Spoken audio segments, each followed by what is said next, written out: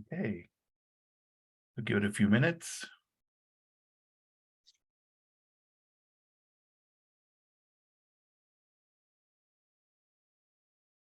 All right, welcome everybody. This is we're having a slight technical difficulties, but we're just going to continue with. It's almost like a podcast right now. But so welcome to Jillian and Emmy. This is a webinar slash podcast about the World Transplant Games that just happened in Australia in I believe April and May, right? In April, and so we have a good webinar with both these folks who are what you may call it. They both were in those games. So let's get started and welcome, Jillian. I'll have you go first, and we'll introduce you guys.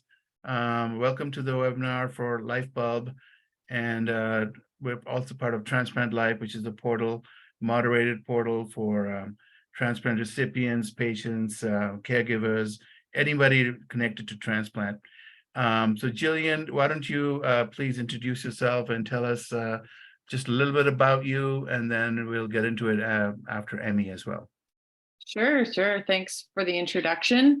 My name is Jillian Best. I am a liver transplant recipient. I received my transplant in 2016, and swimming was a huge part of my recovery from my transplant.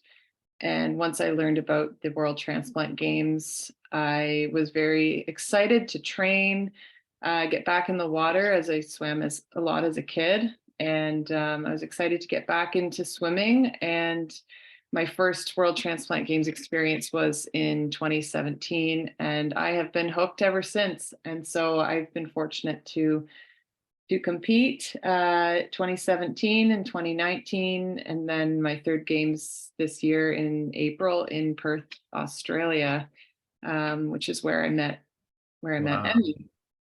So awesome, Jillian. So within 2 years after your transplant, you were able to compete? Yeah. So actually, it was the following year after my transplant, I traveled to Spain. I live here in London, Ontario, in Canada. Okay. And so I traveled with my husband to Spain to compete in the Transplant Games. So yeah, I was feeling much more like myself a year after, but I still. It was still kind of gaining strength and getting my strength back at that point, but I was well enough to compete and swim. So okay, and also, so what led you to needing a liver transplant? Was it suddenly, or were you sick for a while, or? I was sick for quite a while. My mom has actually also had she's had two liver transplants. We have a disease in my family. It's called hereditary hemorrhagic telangiectasia. It's a blood. Can you say that like 5 more times, please? Yeah, we call it HHT, just okay, that's better. But it's hereditary hemorrhagic, so it's a bleeding disorder, telangiectasia. So it affected my liver. I was diagnosed when I was a teenager, and then, which is when my mom had her first transplant. And so by the time I was 22 years old, 21, 22, I started feeling sick from this disease, and that's when it started to have an effect on my liver. And it wasn't until I was 29 years old, when I had my transplant. Right, so I spent a number of years not well. Wow. So it's genetic, and it will it pass down to your kids, or could it skip generations, or what kind of a? Yeah, so there's a 50% chance that it could be passed on to kids if I were to have any. My sister also has HHT, and she has unfortunately passed it on to my nephew. So the good thing though is he's been, we know that it's in the family, and we've been proactive, and so he's already been looked at, and I think they can be very proactive knowing that he has the gene. So we try not to look at it as a negative. That's right. So the early detection is really helpful, and that's great. So what a journey within. Awesome. Emmy, then how about you? Where did your journey So, start? so I'm Emmy O'Neill. I'm from Brisbane, Australia. So the other side of the world. It's also the other side of Australia to where the Transplant Games were on. Mhm. So whilst I certainly did not travel as many hours as Jillian and all the other overseas people, I was the furthest point you could kind of get in Australia to get to Perth. I had a kidney transplant in 2020 Wow. in the midst of COVID after 26 months on dialysis. Wow. My my swimming journey and getting into swimming actually started while I was actually just before I started dialysis. When I went to meet with the vascular surgeons, they sort of encouraged me to try and to be a bit more active, which was quite hard because I was in kidney Mhm. failure. So I started swimming just before I started dialysis in 2018. Mhm. And it literally took me 30 minutes to swim 400 meters. Wow. So I would, very slowly make my way up the pool and then need, 7 minutes recovery after 50 meters. Mhm. Um, and so I continued. I'm just going to quickly shut my door. It's very noisy. One moment. Sure, no problem. Sorry about that. So I actually started to do a lot of swimming while I was on dialysis and started to build up strength while I was a dialysis patient in preparation for my transplant. Mhm. And I started doing very small triathlons while I was on dialysis, just because I needed something to, I guess, keep me mentally positive. I Mhm. found waiting for a transplant on dialysis. I had two small children. It was quite draining. So for Mhm. me, having an exercise outlet was really an important part of my preparation for transplant, but also just great for my own mental health. Of Um, course. my Yeah. my kidney is not a genetic thing.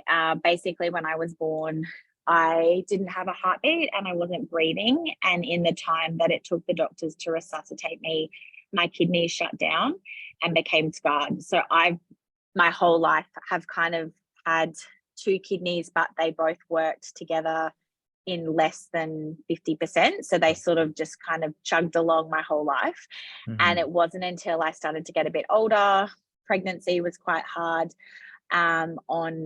it's hard on everyone's bodies, but it was quite hard on my body, and my kidneys, they just kind of slowly started to deteriorate, but I knew that it was happening. So it was never a surprise. It was always on the cards. And I first found out about the Transplant Games in 2019 while I was actually strapped to a chair at dialysis.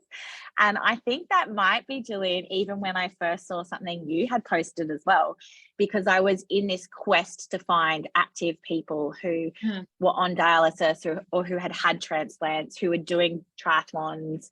And I was constantly like searching transplant triathletes and just trying to find other people who had a chronic illness or who were on dialysis, who had a transplant, who had then gone on to continue to be healthy and active. And that's when I first found out about the games. Wow. And I did my first sprint triathlon 6 months after my transplant, and I've just continued to do those in the last few years. Obviously, with COVID, there haven't been as many opportunities. So it was fantastic to get to the games and be able to do that. Wow, amazing. And so, I mean, you were another warrior. So you had two kids, with all those conditions and everything. And so were you guys always athletes before? Were you into exercising and everything before your transplants? You I always, You go, Jillian. yeah, Oh, go ahead. okay.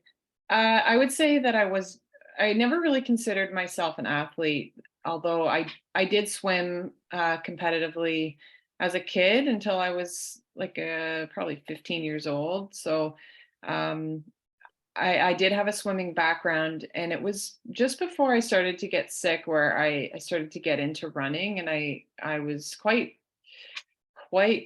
keen on progressing towards doing a marathon, and I did a couple half marathons, but I never considered myself athletic, even through all that. My husband is a personal trainer, and quite honestly, he really inspired me to live a more active life, because That must have helped. Yeah, all throughout. it Right. really did. Like he, as long as I've known him, we've been together like 17 years now, and he has always prioritized his fitness and going to the Hmm. gym and making sure he's eating properly and getting good sleep. And so naturally, my lifestyle started to kind of sync with his, and it was just unfortunate timing that when I started getting into running is when I started to get sick. So that kind of threw me off track, and it wasn't until after my transplant where now I call myself an athlete and a swimmer. And Because now you guys are like decorated athletes, right?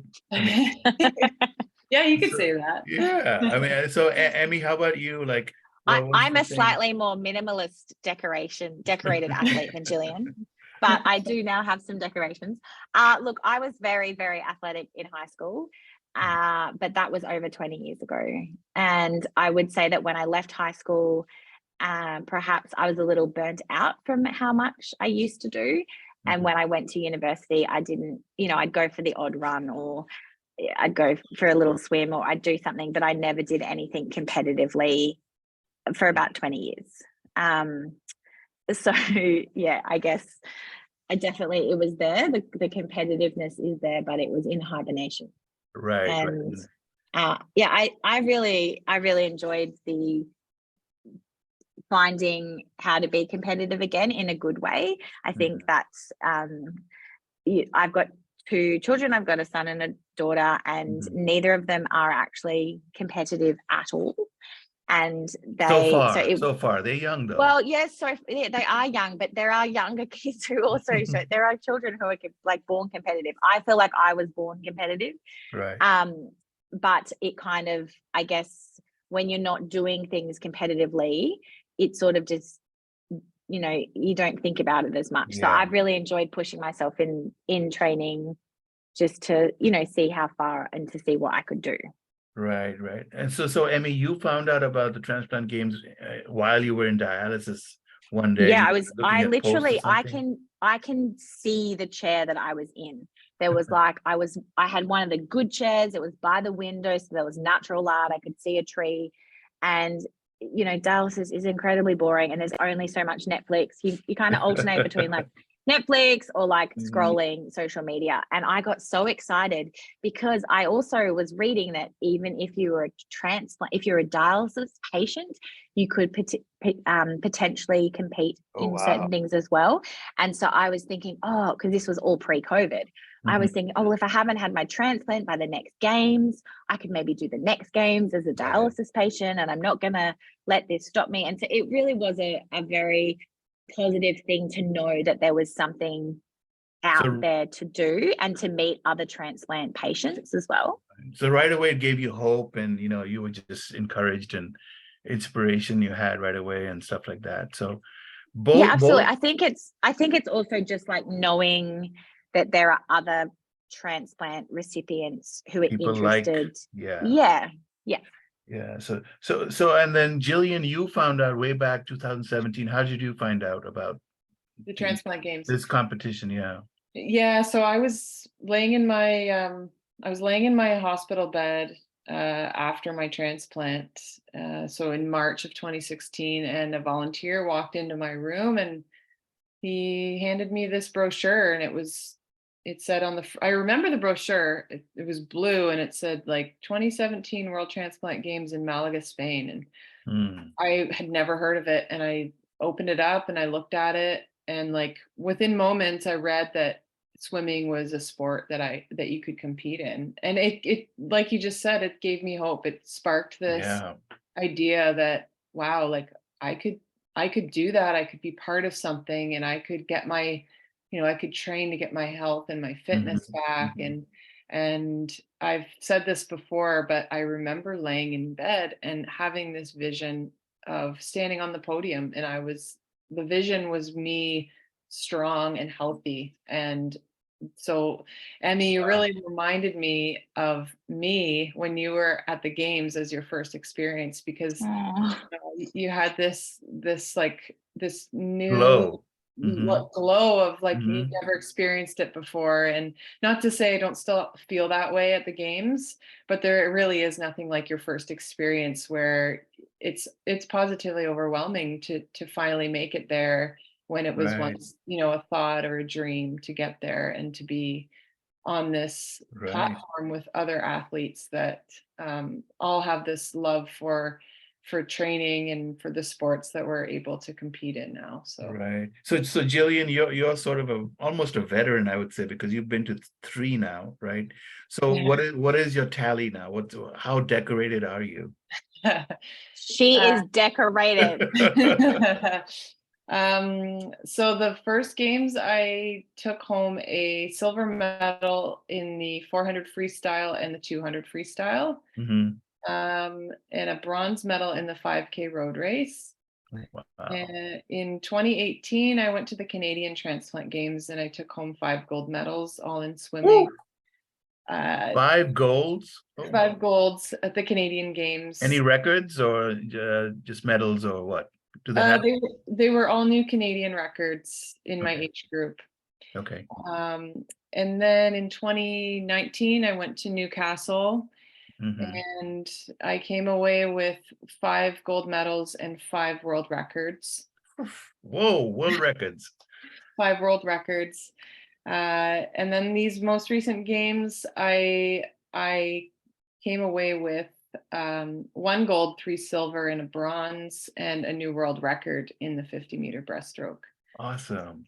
Yeah. So compare, since you've been to so many, just compare them as far as, the people you met and the overall experience. Which one would you pick? Like as a favorite? Yeah, so far. Oh my goodness, that's a tough question. Well, wherever you won the most golds, maybe, I don't know. It's interesting because I mean, I don't want to take away from that achievement, but the gold medals that I won in Newcastle absolutely were best times for me, and like I surprised myself at how fast I swam at that meet. Hmm. Um, but my competition wasn't as close. Okay, So okay. these most recent games, there was some tough competition. There was some really fast swimmers there that beat my records, Yeah, 3 of my records, and that uh, made me feel like the silver medals that I won, I had to swim a lot harder work a to lot get harder, those. right? Yeah. So each games has their own lessons, their Hmm. own unique experiences, and of course the first games is when you meet a lot of people and you only hope that you Hmm. get to see them again in 2 years at the next games. I have to give a shout out to Jody Cox, who was my first like transplant swimmer inspiration, because I knew about Jody before I went to Spain in 2017, and Hmm.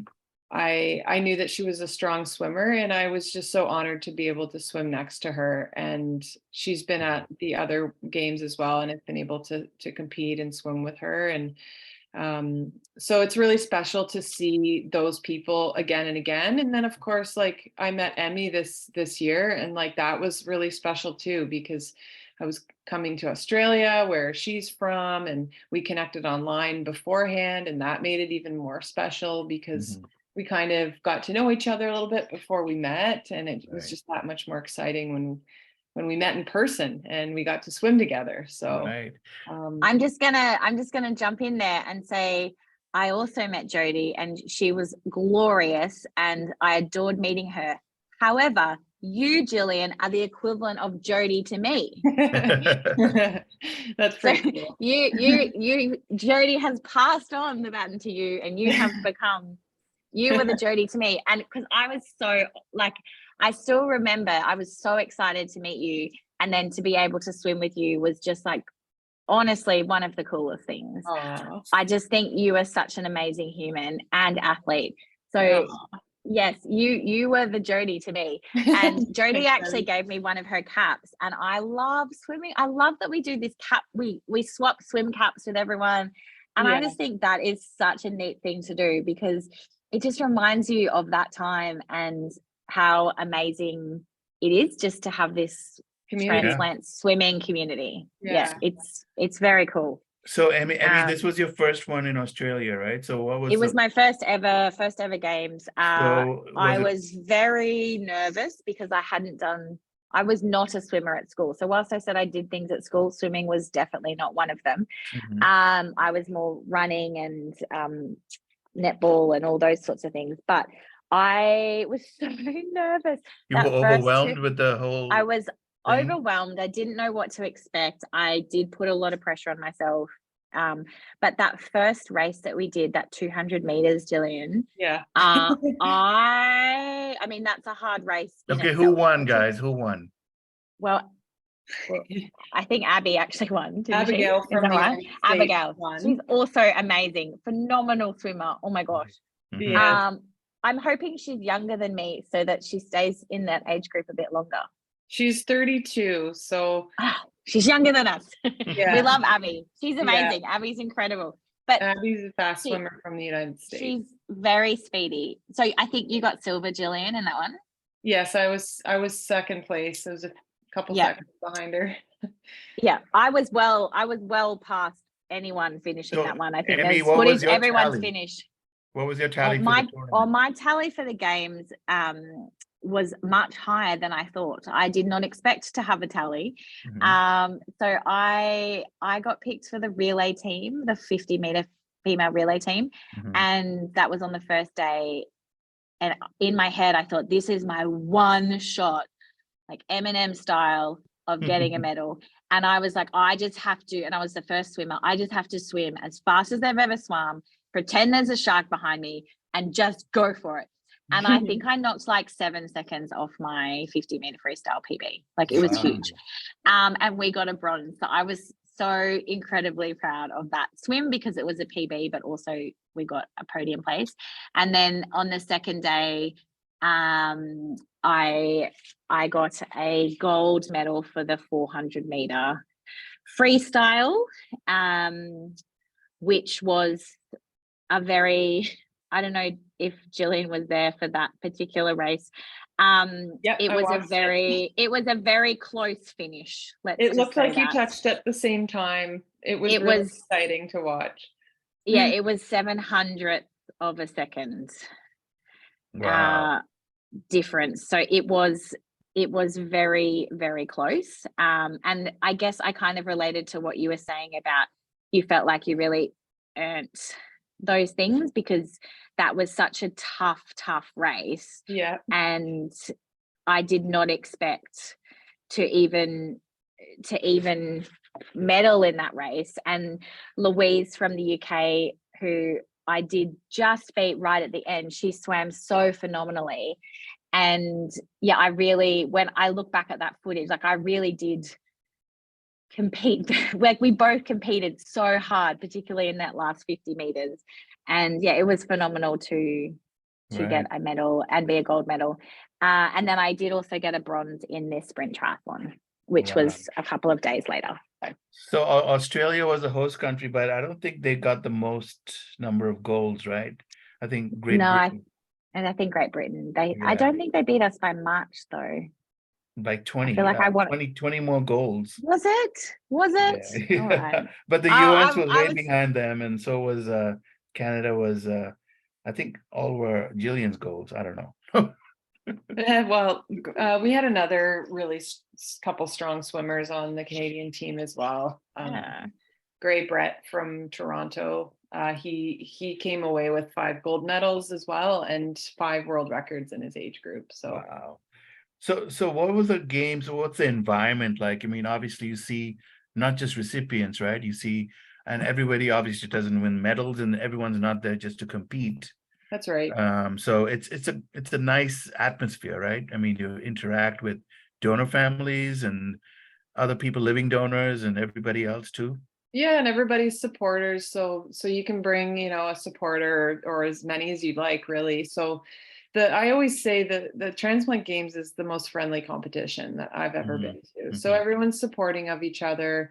I feel like there's more openness to meet your competitors, Mhm. where I don't find that the same uh, openness at, say, like a local competition The here. Canadian ones, Yeah, yeah, or and the maybe US ones, right, right. yeah, and I don't even want to say the Canadian transplant games, but just like say my master's swimming community. It's like people aren't as keen to get to know each other. And I think it's Mhm. because we at the transplant games, we all have a common bond and we just want to Right, share and talk about it. And I think that it's just such a special environment to be a part of because people come together from all over the world. right, We all have something in common, and that's what bonds us, and I think what makes it such a loving competition. right. So I mean, Absolutely. It's also, I think, just building on from that, there's, when you're competing in, say, like I do triathlons with other people, able-bodied people, people who have never had a transplant, some of them never even really considered transplantation.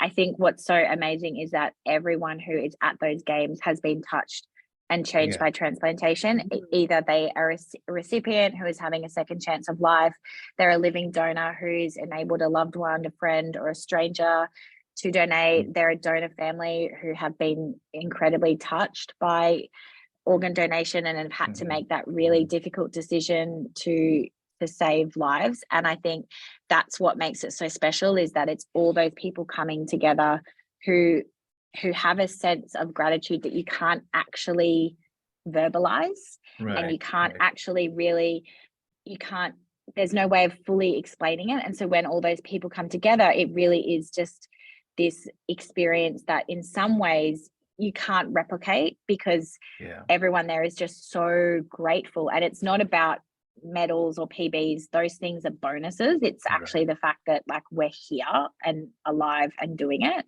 So yeah, I think Yeah, it, it must be so yeah. emotional too, right? Because I'm a heart recipient. It's been 8 years for me, and I've never been, and I want to. You have to. So I Oh, you have guys to, will. yes. And so, what do you, when you're not training and when you're not competing, are you actively involved in advocating and for organ donation and talking about mentoring, talking to people about transplantation and stuff like that? Me personally, yeah, and to be quite honest, I'm always training. I don't really ever take like an off Hmm. season. I definitely have like ups and downs through my training Yeah, because you because can't you're an always go. athlete, remember now. Yeah, yeah, exactly. So I don't really take time off, but it's because it's part of my lifestyle. Like Yeah, yeah. living actively is part of my lifestyle and also something I promote to transplant recipients Hmm. every day. And and I try to do that in everything that I do because living an active life has really changed my life and improved the quality of my life, and I think will only be better for my liver and my mental health and those around me. And so it's just part of the Who advocating. you've become too. I mean, and people see you and they're probably inspired, they want to eat well and exercise and stuff because of you guys, people like you. So I like to think so. Yeah. yeah. Yeah. Absolutely. I think the same. And I think just by sharing, sharing as much as I can about my journey, uh, either through talking to people or doing podcasts or Instagram and social media, I think that also is just a great way of connecting with people and continuing to advocate for the importance of organ donation just by Mhm. living it. Right. And so do you like go do speaking engagements or other things like that, or inspire like kids in schools or colleges Yeah, or I had a school. It was actually my old high school. I had a little chat at when I got back from the games, and that was so special. Definitely something I would like to do more of. I've done a lot of podcasts and webinars, but I would love to do in-person speaking. Yeah, and do a bit more writing about my experience. And if you don't mind, it's like, were you guys both did you receive your organs through deceased donors or was it living donors? Mine was a deceased donor. Okay. Yeah. Mine was also. Yours was also Emmy? Yes, yeah. Okay. All right. So I mean that just all donors are heroes, right? So it's just It's just amazing. And you must have, I'm sure there were tears and stuff at some of these events and stuff when you get together and share your stories and stuff like that, you know. Were That's there the some? only way I knew I wasn't dehydrated at the games, is because I was like a constant flood of tears. Like anytime anything happened, they were happy tears, like so many tears. Yeah. Lots of happy tears for sure. Yeah. Well, this is great, guys. I mean, just for last words, is there anything you'd like to say to the community? And you guys probably know about TransplantLyfe, you know, that portal. You're on it, right? And we'd love for you to keep on sharing your stories on there and inspire other people. And what would you like to tell them? You know, what I think just the biggest thing is like, you don't need to, in some ways, I guess, think of the end. Like, it's great to have a goal, and even if it's your local country games or the world games, that's fantastic. But you could also break it down, and I like to just think of like each day at a time. And if you can just do one small thing on that day, so even if it's just going for a walk around your block, and then keep trying to do that, and then maybe you can walk around 2 blocks and just really building up slowly. I think for me, that's what I always go back to. That's how I started. It started with 400 meters in the pool for me. And I just like to break it down into really, really small, manageable, everyday steps. So whatever you can do really to get started, and then try to build on that. And then before transplant too, it's important, right, to be in decent shape so you can withstand the surgery and stuff. So absolutely. And that's not always possible for everybody at all. But I think that everything you can do, especially if you are on dialysis and you know that you're waiting, little things that you can do just to help that transplant and help that recovery is definitely going to be of a huge assistance. Right. And Jillian, how about you? Any words for the community? What should they be doing, and how can they and also tell us a little bit more about how do they get involved in these games? Just go to the website, or what do you have to do? Yeah, I would recommend that's a good place to start. Go to the website, check out where the games are, where they are in your state, community, like your local games, if it's something that you want to do. And honestly, if it's something you've been thinking about, I encourage you to try it and not to be afraid, because there's people of all levels and abilities at the games. And it's not just for, like Emmy said, it's not just about winning medals. It's about coming together with this special community. And I kind of have to go off kind of what Emmy said too, about just doing a little bit, if that's all you can manage, just building up slowly, and really do integrate activity into your life. And if sports isn't your thing, like, that's okay. Like, I think walking is really powerful, gardening, getting outside. It's more about the activity, I guess, Yes, and really finding something that brings you joy, because if you enjoy it, then you're going to be more likely to do it more often. And I just think that there's so much power in getting active and moving your body and connecting with other people. Like, it's done wonders for me, for my health. And I only want that for more and more people. Like, I just want everyone to feel the joy that I have from living an active life and feeling strong and overcoming such an obstacle of having it's amazing. So Dresden, Germany, are you guys in or out? I'm pretty much in. I just it's a couple years away, so yeah, right. You'll have plenty of time. Got lots of time, but it's I'd like to attend the games for as many years as I can, so as long as it's financially feasible. Doable, right. And it's in a place that I can get to. So. Yeah. So with the ones in the US, I think the next one's in Birmingham, Alabama. So that's next year. But then they have the winter games too, right? Every other year or something like that. So they do. Unfortunately, there's not a lot of cold or snow where I live, so the winter games are out. Though Italy does sound very fabulous. Italy, right. Oh, look, I'm in for Dresden. It's already on my next to my bed is the little postcard. So yes, again, the same as Jillian, exactly what she said. As long So as I can go, and as long as I can afford to go, then yes, right.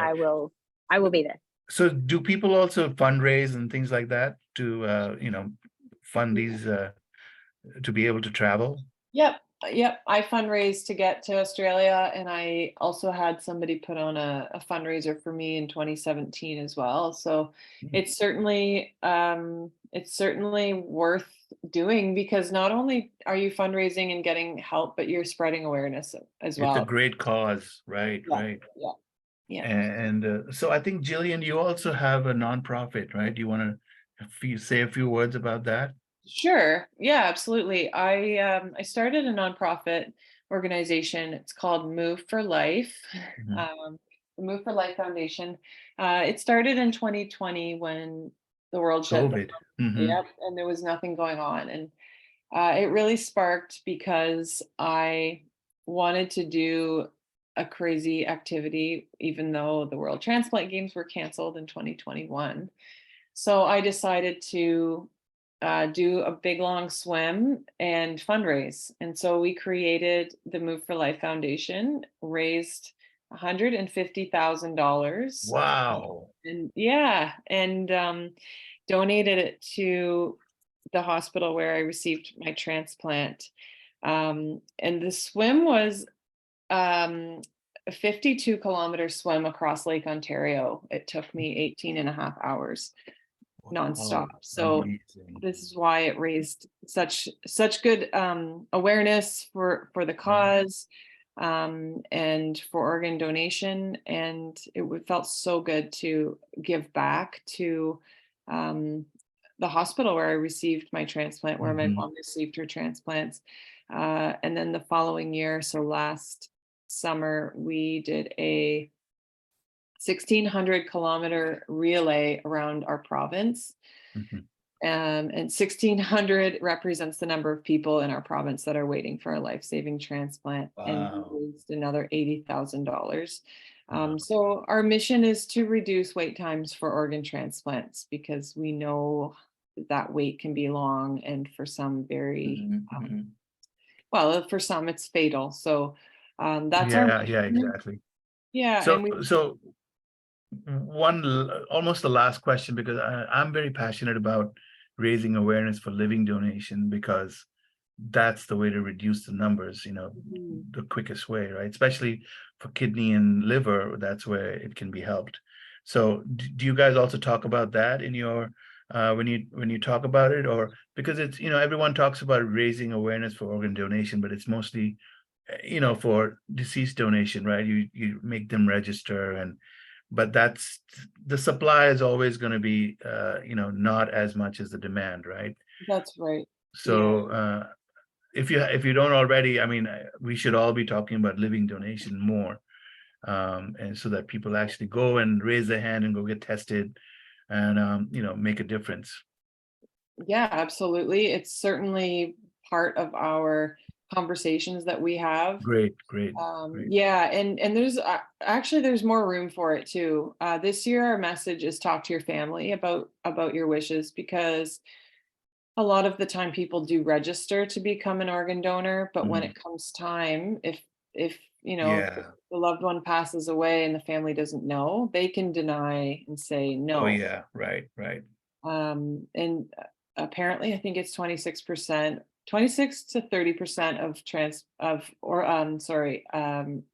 Of people who are registered registered, right? people who are registered actually don't end up donating because their family didn't know Wow, about that's it. that's high, right? So that's something we're trying to educate as well, and of course, change our legislation in our province, Sure. Eh, to opt That's out instead of opting yeah, in. exactly. that's a big one. That's a big one here in Australia, and I Yeah, feel like Emmy, that's it's pretty it's low rate in Australia too, right? Of people. yeah. I feel like the that's a very similar what we are a big push that Donate Life is doing Mhm. in Australia is making sure that you've talked to your families and that your families can consent. Just because there are a lot that I guess then miss out. And also, I guess, educating people that not everyone who passes away is in fact actually eligible to be an organ donor. Exactly. You know, you do need to pass away in hospital, usually in an emergency department, you know, needing to be near ICU. So there's a lot of factors like that, I guess, All the that ducks we're need trying to to be lined educate. up. Right. Yes, yeah. In the US, you know, that number is less than 2%. So it's really tiny of the people who can actually end up donating viable organs. So yeah, I'm actually just having a quick look now of our last year's numbers in 2022. I think it's only that out of the people who there were potentially 1,400 organ donors who were actually registered, but who were eligible and who consented, only 454 in the end were able to donate. So yeah, I guess that's something that Australia is really encouraging to talk to families. That's a big push. Right. All right. Well, guys, Emmy, enjoy your day, and Jillian, enjoy your evening. It was thank you. So nice of you guys to join and this podcast, modified podcast. But please go on the portal, everybody else, you know, TransplantLyfe.com, and engage and discuss your journeys and stories. And you know, it's a good portal where everyone, just like a Transplant Games, you know, you meet all kinds of people who are connected to transplant. All right, folks. Thanks so much for having me. Thank you so much, guys. Pleasure. Take care. Bye-bye. See you later. Bye. Bye.